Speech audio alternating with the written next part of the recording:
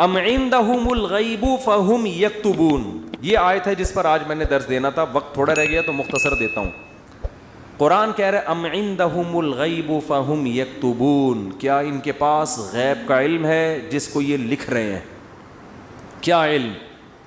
یہ خوش فہمی کا شکار ہیں. دیکھو جتنے بھی لوگ جو مذہب کو فالو نہیں کر رہے، حقیقت میں وہ اس خوش فہمی میں مبتلا ہیں کہ ہمیں کچھ بھی ہونے والا نہیں ہے. جیسے ہماری حالت اچھی ہے، ہمارا فیوچر بھی ایسا، یا تو مر کے ختم ہو جائیں گے، اور اگر مل بھی گیا تو کوئی برا نہیں، ہم کو برے تھوڑی ہیں، ہم کوئی برے تھوڑی ہیں. تو اللہ نے اس کا جواب دیا کہ کیا ان کے پاس فیوچر کا علم ہے؟ پہلے سے مستقبل کے بارے میں کبھی بھی بات کی جائے گی تو علم کے بغیر نہیں کی جا سکتی. کوئی آدمی کہہ رہا ہے نا فیوچر میں ایسا ہونے والا ہے، تو آپ اس سے دلیل پوچھیں گے آپ کو کس نے بتایا؟ وہ تانے بانے ملائے گا، صغرے کبرے ملائے گا، تو پھر اس کے بعد اگر وہ ایسے ہی کہہ رہا ہے کل یہ ہو جائے گا، پرسوں یہ ہو جائے گا، دیکھو مستقبل کے بارے میں یہ کہوں کہ کل پیر ہے تو یہ بھی فیوچر کی خبر ہے. آپ اس میں مجھ سے یہ پوچھ سکتے ہو کہ کیا دلیل ہے؟ میں کہوں گا دلیل یہ کہ آج کیا ہے؟ اتوار ہے. یہاں دلیل ہے، یہاں میرے لیے یہ دعویٰ کرنا درست ہے کہ کل کیا ہے؟ پیر ہے. لیکن اگر میرے پاس دلیل نہیں ہے اور میں کہوں کہ کل جو ہے وہ کل دنیا میں 3000 آدمی مر جائیں گے ایک ہی کسی حادثے میں، تو لوگ پوچھیں گے بھائی کیا دلیل ہے کسی حادثے میں 3000 آدمی مر جائیں گے؟ اب میرے ذمے کیا ہے؟ میں کہوں وہ ویسے ہی میرا ذوق کہہ رہا ہے. تو یار کوئی مانے گا کوئی؟ اچھا عجیب بات یہ ہے کہ روحانی عاملوں کی یہ باتیں مان لیتے ہیں لوگ. میں یہ کہوں نا کل 3000 آدمی ایک حادثے میں، اللہ نہ کرے مرے ہیں، میں ایک مثال دے رہا ہوں، تو لوگ کہیں گے کہاں سے پتہ چلا؟ لوگ کہیں گے بھائی جھوٹ بول رہے، اس کو کس نے بتایا؟ یا تو قاتلوں سے تعلقات ہیں جس نے مارنے کا ارادہ کیا ہے، ایسا بھی نہیں ہے تو یہ ہوائی بات ہوگی. لیکن یہی بات روحانی عامل کرے گا تو لوگ کیا کریں گے؟ حضرت کا علم ہے بھائی، حضرت کے پاس بولو علم ہے. ابھی روحانی عاملوں پہ نہیں جاؤں گا، پھر میں معین اختر کی طرح نا بلب کے رشتہ داروں کو بھی، تو اب تو میں روحانی عاملوں کے رشتہ داروں کو بھی اچھے الفاظ سے یاد نہیں کرتا. رشتہ داروں سے مراد وہی جو بلب کے رشتہ دار تھے. اب آپ کہیں گے بلب کے کون سے رشتہ دار ہوتے ہیں؟ ہمارے ہاں کبھی بھی جس بندے کو برا کہا جاتا ہے گالی اس کو نہیں دی جاتی، ہمیشہ اس کے رشتہ داروں کو ہمیشہ گالی دی جاتی ہے. یہ ہمارے ایک ٹرینڈ چل نکلا ہے. تو قرآن کہتا ہے کہ ام عندہم الغیب فہم یکتبون. کیسے دیکھو ہمیں جھنجھوڑ رہا ہے قرآن کہ تم اپنے بارے میں کیوں فرض کر کے بیٹھے ہوئے ہو کہ تمہیں کچھ بھی ہونے والا نہیں ہے، تمہیں سزا نہیں ملے گی. یہ تمہیں کس نے بتایا ہے؟ فاصبر لحکم ربک ولا تکن کصاحب الحوت. جب نبی یہ مطالبے کرتے تھے تو پھر بھی آگے سے کوئی رسپانس نہیں ملتا تو انسان کو بے انتہا تکلیف ہوتی ہے کہ کن پتھر دل لوگوں سے واسطہ پڑا ہے. تو قرآن کہتا ہے فاصبر، اے نبی آپ کیا کرو؟ صبر کرو. ولا تکن کصاحب الحوت، مچھلی والے یونس کی طرح جل باز مت بنو. حضرت یونس علیہ السلام کی قوم نے بھی یہی سلوک کیا، لیکن یونس علیہ السلام چاہتے تھے جلدی سے فیصلہ ہو اور اپنی قوم کو چھوڑ کے نکل گئے. تو اللہ نے اس پہ آپ کی تنبیہ کی. تو آپ بھی اے نبی جلد بازی مت کریں. تو یہ نبی کے ذریعے سے ہمیں بھی بتایا جا رہا ہے کہ آپ حق کی دعوت دیتے رہیں اور یہ نہ دیکھیں کہ یہ جو اللہ کے نافرمان لوگ ہیں، جو حق کو نہیں ماننے والے لوگ، وہ پھر بھی پھل پھول رہے ہیں. اس ٹینشن میں مت آؤ، کیونکہ اللہ انصاف کرتا ہے مگر اس میں دیر ہوتی ہے، اندھیر نہیں ہوتی. وہ لے گا انتقام، ان کو اپنے حال پہ چھوڑ دو. یہ اللہ کی حکمت اسی کا تقاضا کرتی ہے، چھوڑ دیا جائے اپنے حال پہ. آج جو اہل حق ہے نا ان کو بہت تکلیف ہوتی ہے کہ جب یہ ہم صحیح بات کر رہے ہیں لیکن آگے جواب جو مل رہا ہے وہ کیا مل رہا ہے؟ الٹا، کوئی مان کے نہیں دے رہا. تو اللہ فرماتے ہیں وَلَا تَكُنْ كَصَاحِبِ الْحُوتِ إِذْ نَادَى وَهُوَ مَكْظُومٌ. یونس علیہ السلام نے جلد بازی کی اور بالآخر اللہ کی طرف سے ان کو دنیا میں تنبیہ ہوئی ہے، سزا ملی ہے. اور وہ سزا کیا ملی؟ اذ نادا وہو مخزوم، مچھلی کے پیٹ میں گئے، غم سے گھٹ رہے تھے اور اللہ کو پکارا. فنادا فی الظلمات اللہ الہ الا انت سبحانک انی کنت من الظالمین. اے اللہ تیرے سوا کوئی عبادت کے لائق نہیں. غلطی کس کی ہے؟ میری غلطی ہے, میں نے اپنی جان پہ ظلم کیا. تو اللہ نے کیا کیا؟ مچھلی کے پیٹ سے نکال لیا. دیکھو یونس علیہ السلام نے اللہ کے حکم پہ کتنا عرصہ تبلیغ کی, قوم نے نالائقی کی, پھر بھی نہیں مانے. سزا بجائے قوم کو ملنے کے کس کو مل رہی ہے؟ بولتے کیوں نہیں؟ الٹا حضرت یونس علیہ السلام کو مل رہی ہے سزا. تو اب آپ بتاؤ کیسا پیغمبروں کا صبر کا پیمانہ ہے. ایسے موقع پہ بھی اللہ کے خلاف کوئی شکایت زبان سے بولو نہیں نکال. کیوں؟ اللہ یونس علیہ السلام کے عمل میں ہمیں بتا رہے ہیں کہ دینداری کا یہ مطلب نہیں ہے کہ تم اچھے بنو گے تو اللہ کی نوازشیں آنا شروع ہو جائیں گی. دینداری کا مطلب یہ کہ جو اللہ کا کام ہے وہ اس کو کرنے دو. تمہارا کام ہے عاجزی انکساری, بس میں ہی غلط, صحیح ہو کے بھی کون غلط؟ میں غلط. ہمیشہ غلطی کس کی کھاتے میں ڈالنی ہے؟ بولتے کیوں نہیں؟ دیکھو ہم نماز پڑھتے ہیں, نماز کے بعد 3 دفعہ استغفر اللہ پڑھتے ہیں, تو کیا کسی نامحرم کو دیکھا ہوتا ہے ہم نے نماز میں؟ بولتے کیوں نہیں؟ تو کوئی تک بنتا ہے استغفر اللہ کا؟ یا ہم نے کوئی جرم کیا ہے, نماز پڑھی اور کیا کہلوایا جا رہا ہے؟ استغفر اللہ استغفر اللہ. بھائی اگر استغفر اللہ پڑھنا تھا تو یہ نماز پڑھی کیوں کی تم نے؟ ہمیں یہ بتایا جا رہا ہے کہ تم نیکی کر کے بھی کیا سمجھو جیسے تم نے گناہ کیا ہے. کیسے گناہ؟ نماز گناہ نہیں ہے بھائی. تم یہ کہو اے اللہ جس طرح سے پڑھنی چاہیے تھی اس طرح سے نہیں پڑھی میں نے, تو نیکی کر کے بھی کہا جا رہا ہے کہ ہم غلط ہیں. ہم نے اللہ جو پڑھنی تو ہمیں معاف کر دے, ہم سے نہیں ہوئی صحیح, ہم سے کام کیا ہو گیا؟ غلط ہو گیا.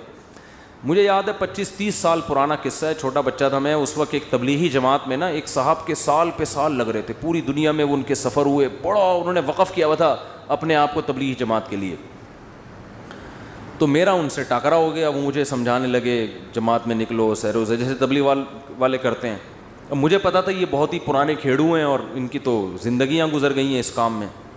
میں نے کہا ماشاء اللہ اللہ نے آپ سے بڑا کام لیا ہے تبلیغ کا. کہتے ہیں میں نے بہت بگاڑا ہے تبلیغ کے کام کو. کہہ رہے ہیں ہم تو کام بنانے والے نہیں, کس میں ہم تو بگاڑنے. کہہ رہے ہیں میں تو بگاڑ ہی رہا ہوں جب سے. مجھے ان کا یہ اسٹائل بہت اچھا لگا.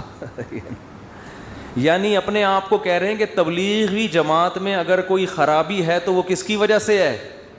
بولو. وہ اپنے بارے میں کہہ رہے ہیں وہ کس کی وجہ سے؟ مجھے نہیں کہہ رہے تھے, اپنے بارے میں کہہ رہے تھے. وہ کس کی وجہ سے؟ میری وجہ سے. کہہ رہے ہیں ہم کام بنانے والے نہیں بلکہ بگاڑنے والے ہیں. اب کوئی فسادی ہوتا تو کہتا ہے جب بگاڑنے والا تو کر کیوں رہا ہے پھر ہمیں؟ یہ تو اس نے خود کہا ہے, اپنی زبان سے بولا ہے کہ ہم بگاڑنے والے ہیں. یوٹیوب پہ کلپ ڈالتا ہے, یہ دیکھو خود. تو مجھے ان کی یہ تواضع پسند آئی. میں نے کہا دیکھو یہ بیچارہ صبح و شام اس کام میں لگا رہتا ہے, مگر یہ کہہ رہا ہے جو تبلیغ کا کام پھیل رہا ہے اس میں جو برکتیں ہو رہی ہیں وہ میرے علاوہ لوگوں کی وجہ سے ہو رہی ہیں, اور جو خرابی آ رہی ہیں وہ کس وجہ سے ہو رہی ہیں؟ وہ ساری میری وجہ سے ہو رہی ہیں. تو آج مارکیٹ میں یہ چیز کیا ہے؟ شارٹ. ہر اچھا کام میں نے کیا, برا کام ستار بھائی نے کیا. ستار بھائی نہ ملیں کہیں مجھے. ایک دن ایک فون آیا, میں نے فون اٹھایا, کون؟ کہہ رہے ہیں ستار بھائی بات کر رہا ہوں. بڑے میں نے کہا بیٹا یہ مجھے نہیں چھوڑے گا. یہ کہے گا مفتی صاحب بہت تم نے جو ہے نا, لیکن وہ شکر ہے ایسی کوئی بات تھی نہیں. تو جنات کا دیکھ لو, قرآن مجید میں آتا ہے کہ جب نبی صلی اللہ علیہ وسلم نے تبلیغ کا کام شروع کیا نا, تو جنات بھی کی ایک جماعت نے نبی کے قرآن کی تلاوت سنی اور جا کے اپنی قوم کو انہوں نے تبلیغ کرنا شروع کی. تو تبلیغ کا انداز دیکھو جنات کا, کیونکہ ہدایت مل گئی تھی ان کو, مسلمان ہو گئے تھے. تو تبلیغ کیسے کر رہے ہیں کہ بھئی دیکھو دنیا میں کوئی بڑا کام ہوا ہے, ہمارا آسمانوں پہ داخلہ بند ہو گیا, انا لا ندری ہمیں نہیں پتا, اشر ارید بمن فی الارض کہ جو اللہ نے محمد صلی اللہ علیہ وسلم کو دنیا میں بھیجا اور شیاطین کا اوپر جانے کا سیٹ اپ بند کر دیا, ہمیں نہیں پتا کہ زمین والوں کے ساتھ شر کا ارادہ, کیونکہ بعض دفعہ اللہ پیغمبروں کو بھیجتے ہیں حجت تمام کرنے کے لیے تاکہ حجت تمام ہو اور پوری قوم کو تباہ کر دیں, تو شر بھی ہوتا ہے نا اس میں.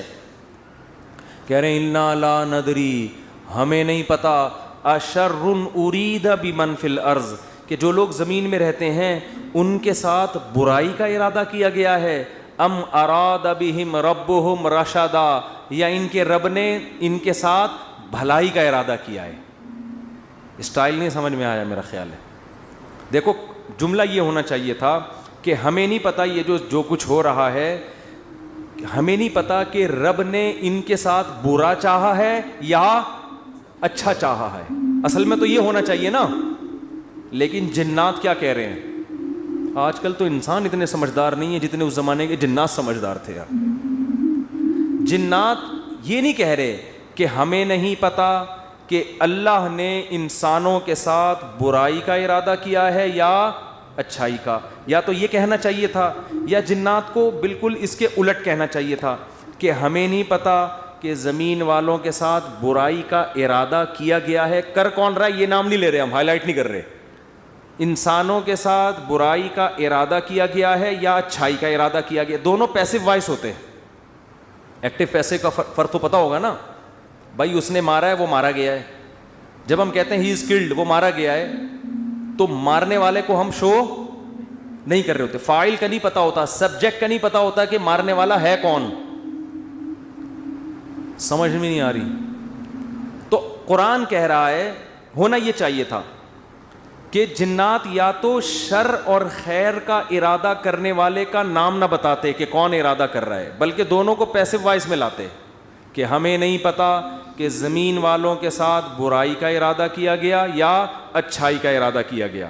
یا تو یوں کہتے, اور اگر سبجیکٹ کا ذکر کرتے تو یوں کہتے ہمیں نہیں پتا کہ رب نے زمین والوں کے ساتھ برائی کا ارادہ کیا ہے یا اچھائی کا ارادہ کیا ہے. لیکن جنات اتنے ہوشیار, جب اچھائی کا تذکرہ آیا تو رب کا تذکرہ کیا, برائی کا آیا تو سبجیکٹ کو کیا کر دیا, حذف. تو کیا کہہ رہے ہیں, انا لا ندری, ساڈی عقل وچ یہ بات نہیں آندی, سانو نہیں پتا کہ اشر ارید بمن فی الارض, پیسو وائس, کہ زمین والوں کے ساتھ برائی کا ارادہ کیا گیا ہے. کون کر رہا ہے یہ نہیں بتائیں گے. یہ میں نہیں بتاؤں گا, یہ نہیں بتاؤں گا میں. حالانکہ وہ بھی کون کر رہا ہے, اللہ ہی کر رہا ہے نا, لیکن اللہ کا نام نہیں لے رہے. ہمیں نہیں پتا کہ زمین والوں کے ساتھ برائی کا ارادہ کیا گیا ہے یا اللہ نے اچھائی کا ارادہ کیا ہے.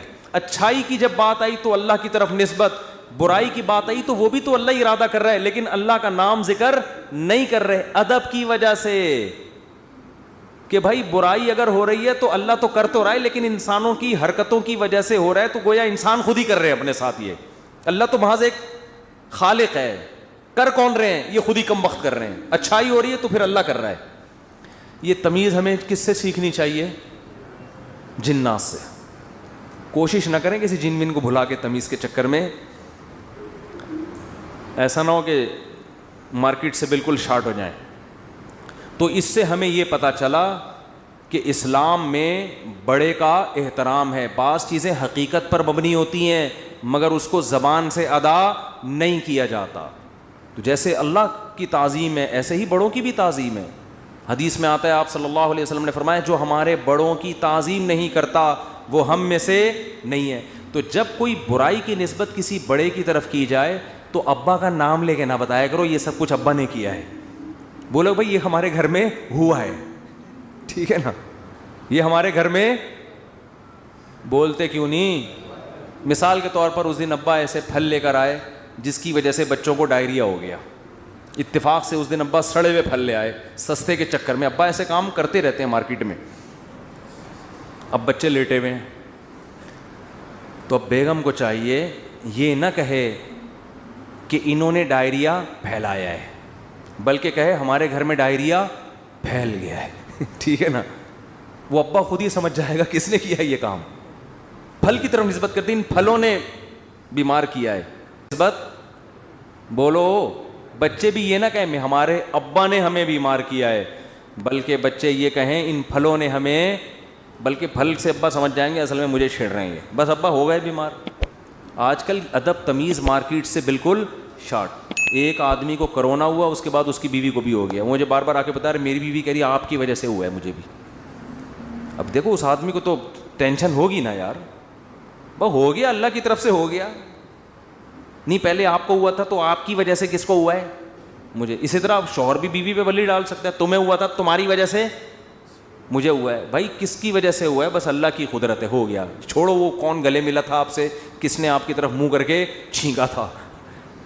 ہم ایسے بہت سے لوگوں کو جانتے ہیں جو ٹی بی کے مریضوں کے ساتھ چپک کے انہوں نے زندگی گزاری, خدمت کی, مگر ان کو ٹی بی نہیں ہوئی, اور 2 گھر چھوڑ کے جو بندہ بیٹھا ہوا تھا اس کو ہو گیا. تو آج کل نا یہ تمیز مارکیٹ سے شارٹ ہو رہی ہے, بڑے چھوٹے کا ادب کیا ہو رہا ہے, ختم, فوراً بلی ڈال دیتے ہیں اس نے کیا ہے یہ. تو اگر کیا بھی ہو بھائی نسبت مت کرو, تقدیر کا حصہ بھائی ہو گیا ہمارے ساتھ. قرآن دیکھو ابراہیم علیہ السلام کیا کہتے ہیں, وَإِذَا مَرِضْتُ فَهُوَ يَشْفِينِ, کیا خاندانی کلام ہے یار. حضرت ابراہیم کہہ رہے ہیں جب میں بیمار ہوتا ہوں اللہ مجھے شفا دیتا ہے. حالانکہ بیمار کون کرتا ہے, وہ بھی تو اللہ ہی کر رہا ہے نا. تو کہنا تو یہ چاہیے تھا کہ اللہ ہی بیمار کر کے اللہ ہی مجھے ٹھیک کر دیتا ہے. تو سوال ہے اس میں اللہ کی تعریف کی کیا ضرورت ہے, بیمار بھی تو اسی نے کیا تھا. لیکن اللہ کی حمد و ثنا کر رہے ہیں, بیمار تو میں ہو جاتا ہوں, شفا کون دیتا ہے, اللہ. تو یہ ادب تمیز سکھایا جا رہا ہے کہ انسان کے بچے بن کے زندگی گزارو, بڑے چھوٹے کا ادب کرو. القابات بھی بڑے چھوٹے کے لیے الگ الگ ہونے چاہیے. تو خیر قرآن کیا کہتا ہے, اے نبی فاصبر, آپ نے کیا کرنا ہے, صبر کرنا ہے. تو ہمیں بھی ترغیب دی جا رہی ہے کہ ہم یہ نہ سمجھیں کہ ادھر ہم دعوت دیں گے ادھر فوراً لوگ ہماری دعوت پر لبیک کہیں گے. جس کو جو بات سمجھائیں گے 2 منٹ میں اس کی سمجھ میں وہ بات آ جائے گی اور وہ بالکل ہمارے نظریات کے مطابق ہو جائے گا, اور اس طرح ہم ہنسی خوشی زندگی گزاریں گے. لوگ یہی کہتے ہیں, پھٹے اسی پہ ہوتے ہیں نا. باپ کہہ رہا ہو یار میں بیٹے کو سمجھا رہا ہوں, کم بخت کی سمجھ میں ہی نہیں آ رہا. بیٹا کہتے ہیں ہم ابا کو سمجھاتے ہیں, ابا کی سمجھ میں نہیں آ رہا. شوہر بیوی کو سمجھا رہا ہے, اس کی کھوپڑی میں نہیں آ رہا. بیوی شوہر کو سمجھا رہی ہے, اس کی کھوپڑی میں نہیں. اپوزیشن حکومت کو سمجھا رہی ہے, حکومت کی سمجھ میں نہیں آ رہا. حکومت اپوزیشن کو سمجھا رہی ہے, اپوزیشن کی سمجھ میں نہیں آ رہا. تو اگر دنیا میں جو بات سمجھائی جائے, میں کب سے کیا کیا سمجھا رہا ہوں, سمجھ میں آ رہا ہے, کب سے کیا کیا سمجھا رہا ہوں, سمجھ میں نہیں آ رہا. تو اگر ایسا ہی دنیا میں نظام ہو جائے کہ ادھر سمجھایا ادھر سمجھ میں آ گیا, تو سب ہنسی خوشی زندگی گزارنا شروع ہو جائیں گے. وہ ایک شاعر ہے ہندوستان کا, ان کا نام ذہن سے نکل گیا, تراز کر کے آتا ہے, پتہ نہیں ایچ ایم تراز ہے, کچھ ایم تراز کر کے آتا ہے, بڑے زبردست شاعر ہیں. میں نے جب ان کی ایک دفعہ شاعری سنی نا تو مجھے بڑا, اس لیے نہیں کہ مجھے نہیں پتہ کیسے آدمی, اچھے ہی ہوں گے, لیکن مجھے اردو سے ایک لگاؤ ہے, محبت ہے. تو ہندوستان کے شاعروں میں بڑی زبردست شاعری ہے اردو کی نا. تو میں نے جب اس بندے کی شاعری سنی, میں نے کہا یار یہ 2014 کی بات ہے. میں نے کہا اس بندے سے ملاقات کا دل چاہتا ہے, اس نے اردو پہ بڑی محنت کی ہے. تو اللہ کی قدرت, یہ جو عمرہ ہے نا, عمرہ یہ مسلمانوں کے لیے بہت بڑا ایک ذریعہ ہے آپس میں کمیونیکیشن کے لیے. یہ میں نے انگریزوں کی کتاب میں یہ بات پڑھی ہے, گوروں نے لکھا ہے کہ مسلمان سائنسدان جو بہت بڑے بڑے حکیم بنے نا, جنہوں نے جڑی بوٹیوں پہ ریسرچ کی, اس کی ایک بہت بڑی وجہ مسلمانوں کا حج ہے. کیونکہ حج کرنے کے لیے کہاں کہاں سے, ساؤتھ افریقہ سے اور کہاں کہاں سے دنیا سے لوگ آتے تھے.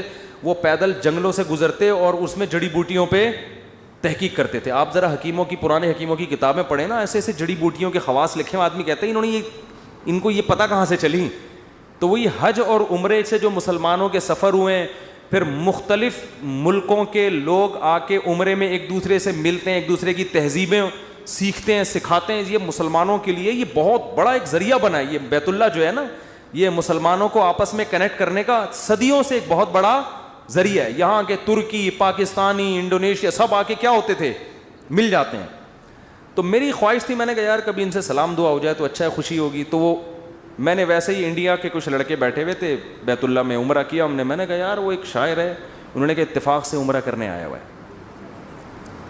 میں نے کہا میری ملاقات کرا دو. تو مجھے نہیں پتا تھا وہ مجھے جانتے ہیں. تو جب ملاقات ہوئی, انہوں نے کہا میں تو آپ سے خود بہت دنوں سے ملنے کا مشتاق, آپ کے بیان سنے بڑا مزہ آتا ہے. اس وقت میرے آڈیو بیان ہوتے تھے. تو بات کیا کر رہا تھا میں, تو ان کا ایک شعر تھا, شعر ہی بھول گیا. شعر کا ایک جملہ مجھے یاد ہے, کیونکہ ہم ہر چیز آدھی یاد کرتے ہیں نا. وہ ابتدائی عشق میں دل ہوا یوں خراب آدھا والا شعر کی وجہ سے. تو اس نے کہیں اپنی محبوبہ کا شاعر نے تذکرہ کیا ہوگا کہ وہ کہیں چلی گئی, یوں ہو گیا, ٹینشن میں آ گیا. تو اس نے لکھا یہ انہونی نہیں ہوتی تو پھر ہونے کو کیا ہوتا. یہ انہونی نہیں ہوتی تو پھر ہونے کو, یعنی دنیا میں کچھ عجیب سے کام ہوتے ہیں تو پھر ہوتا ہے نا کچھ نہ کچھ, تو آدمی انجوائے کرتا ہے کچھ ہوا ہے. یعنی اگر شاعر کا تخیل بیان کر رہا ہوں, ایسا نا آپ اس شاعر کو کہیں کون سی معشوقہ تھی تمہاری مارکیٹ سے شارٹ ہو گئی, مفتی صاحب نے ہمیں بتایا, شاید ہم پولیس بھیج کے. اس شاعروں کا کلام کا کچھ بھی مطلب نکالا جا سکتا ہے. محبوبہ کے بجائے کچھ وسیم بھائی کو ڈال دو, ستار بھائی کو ڈال دو, وہ ٹینشن نہیں ہے.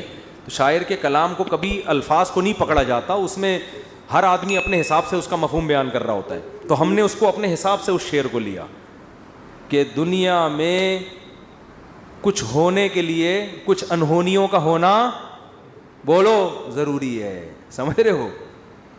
دیکھو بعض لوگ کچھ کر کے موسٹ وانٹیڈ بن جاتے ہیں تو وہ اسی کو انجوائے کرتے ہیں, کہتے ہیں اگر یہ نہ ہوتا تو ہم موسٹ وانٹیڈ, وہ کیا ہے, بدنام جو ہوں گے تو کیا نام نہ ہوگا. نام پیدا کرنے کے لیے بدنام ہونا بھی ضروری ہے. تو اس نے کہا یہ انہونی نہیں ہوتی تو پھر ہونے کو کیا ہوتا. تو میں یہ کہہ رہا ہوں اگر یہ ٹینشنیں دنیا میں نہ ہوں تو ہونے کو کچھ ہو ہی نہیں. آپ نے بیگم کو بات سمجھائی, سمجھ گئی. اس نے آپ کو سمجھایا, آپ کی سمجھ میں فوراً آ گیا کہ یہ کیا کہہ رہی. آپ نے اپنے بچے کو ایک دن کچھ سمجھایا, اس کی سمجھ میں فوراً آ گیا. تو گالیاں ہوتی دنیا میں پھر پھر کوئی بلب کے رشتہ داروں کو گالیاں دیتا, بولو نا. تو خیر اور شر کا مقابلہ کیا ہو جاتا, ختم. پیغمبر امتیوں کو سمجھاتے, 2 منٹ میں بات سمجھ میں آتی. نبی آ کے سمجھاتے, بھئی یہ 360 بت پتھر کے بنے ہوئے تم نے رکھے ہوئے ہیں, یہ غلط ہیں. وہ کہتے ہیں او اچھا, یہ تو بالکل صحیح کہا آپ نے, ہم اپنے ہاتھوں سے اپنے خدا کو بناتے ہیں, یہ بننے میں ہمارے محتاج, تو بھلا یہ ہماری مدد کیسے کریں گے.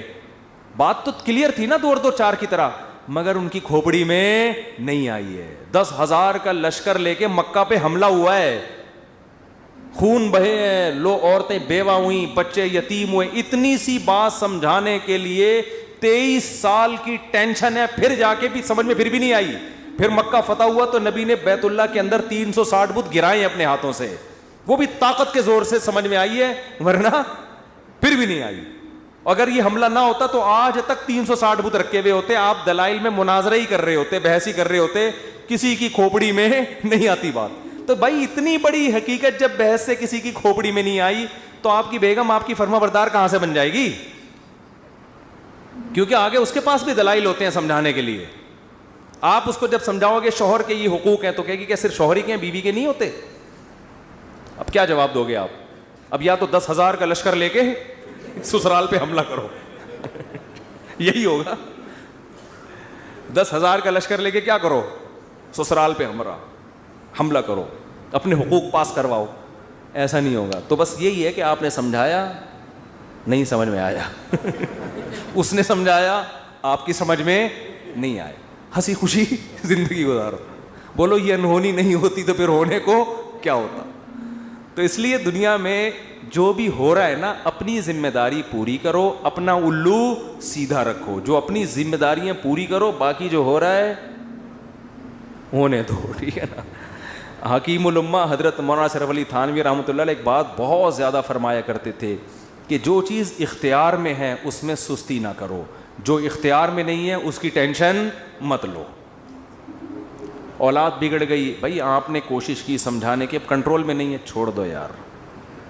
ساری زندگی یہی ٹینشن نہیں, لوگ پالتے ہیں ٹینشن, میرا بچہ کیوں نہیں صحیح ہو رہا, میرا بچہ کیوں نہیں صحیح ہو رہا, میرا بچہ کیوں نہیں صحیح ہو رہا. اور چھوڑ دے یار اس کو اپنے حال پہ, چھوڑ دو اس کو اپنے حال پہ. یہ کیوں نہیں ٹھیک ہو رہا, وہ کیوں نہیں ٹھیک ہو رہا, یہ کیوں نہیں صحیح ہو رہا, عمران خان نے جو وعدے کیے تھے پورے کیوں نہیں ہو رہے. تمہارے اور کم ٹینشن ہے یار. تو اللہ پوچھ لے گا بھائی جو آپ نے وعدے کیے تھے پورے کیے کہ نہیں کیے. تو جو کام اپنی ذمہ داری میں, حتیٰ کہ کسی نے ان سے پوچھا کہ حضرت میرا نماز میں دل نہیں لگتا, خیالات منتشر رہتے ہیں. انہوں نے فرمایا نماز میں دل لگانے کی کوشش کرنا فرض ہے, دل لگنا فرض نہیں ہے. کوشش کرو, لگے ٹھیک ہے, نہیں لگے تو بھی ٹھیک, ہمارے اختیار میں نہیں ہے بھائی. جب نماز میں دل نہ لگنے کی بھی ٹینشن, کیونکہ اللہ نے کبھی ایسی بات پہ اللہ آپ کو نہیں پکڑے گا جو آپ کے اختیار میں نہیں ہے. ہمارے جامعہ دارالفتہ میں حضرت مفتی رشید احمد صاحب کے ایک مرید تھے کیا ہیں ابھی بھی, تو وہ نماز میں ان کو نیند بہت آتی تھی, ویسے جاگتے رہتے تھے, ادھر نیت باندھی سو گئے, ادھر نیت باندھی کھڑے کھڑے سو رہے ہوتے تھے, سجدے میں گئے اٹھ ہی نہیں رہے, کونی مار کے اٹھاتے تھے ان کو, اٹھو بھائی. اور ویسے ٹھیک ٹھاک پھر رہے ہیں. وہ تھے بڑے نیک, ان کو فکر تھی یار نماز میں دل لگانا چاہتا ہوں, اور نمازیں بھی ماشاءاللہ بہت پڑھتے تھے, تہجد کے پابند, لیکن جب کھڑے ہوئے سو جاتے تھے. تو ایک دن انہوں نے لکھا کہ حضرت میں ٹینشن میں آ گیا ہوں, میں نماز میں ادھر نیت باندھی اور ادھر آنکھ لگ گئی. تو فرمایا کوئی ٹینشن لینے کی بات نہیں ہے, نماز کا بھی پورا ثواب مل رہا ہے بھائی, نماز کا بھی پورا ثواب اور نیند کے بھی مزے, کیونکہ یہ آپ اپنے اختیار سے یہ نہیں کر رہے, یہ غیر اختیاری ہے. جان کر کوئی خراٹے لے رہا ہے نا کم بخت نماز میں, کھڑا ہوا ہے اور آنکھیں بند کر کے کوشش کر رہا ہے کہ میں سو جاؤں, یہ غلط ہے. بھئی آپ جاگنے کی کوشش کر رہے ہو پھر بھی نہیں جاگتے, کوئی ٹینشن کی بات نہیں ہے, اس سے نہ کوئی درجات میں کمی آئے گی. آج بہت سے لوگ کہتے ہیں نماز میں مزہ نہیں آ رہا, ہم کو نماز میں مزہ نہیں آ رہا.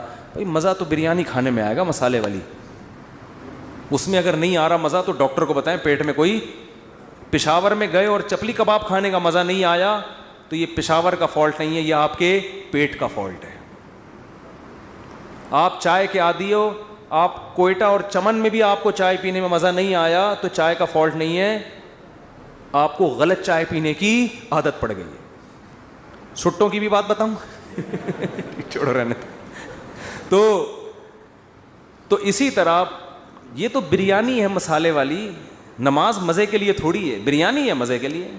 نماز تو عبادت ہے, آپ نے پراپر طریقے سے اپنی ذمہ داری پوری کرنی ہے. کبھی انسان کی طبیعت میں نشاط ہوتا ہے, بڑا مزہ آ رہا ہوتا ہے نماز میں, آنسو نکل رہے ہوتے ہیں, کبھی طبیعت میں ٹینشن ہوتی ہے, تو آپ اپنی ذمہ داری پوری کرو, ان چکروں میں مت پڑو کہ مزہ آ رہا ہے یا نہیں آ رہا. سمجھتے ہو کہ نہیں؟